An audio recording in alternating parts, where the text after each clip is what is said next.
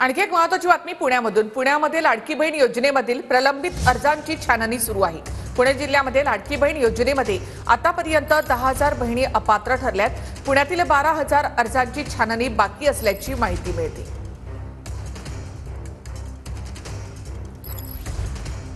तर फारच म्हणजे त्याच्यात जीव ओतला। मिळाले का मग तेव्हा कळलं नाही का तुम्हाला निकष काय आहेत, कसे लावले पाहिजे?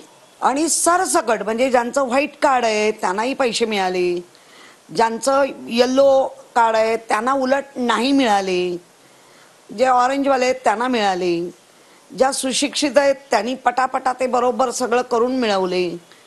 पण खऱ्या अर्थाने ह्या स्कीमची ज्यांना गरज आहे, ज्यांना सक्षमपणे उभं करायचंय त्यांना मात्र पोहोचले नाहीत।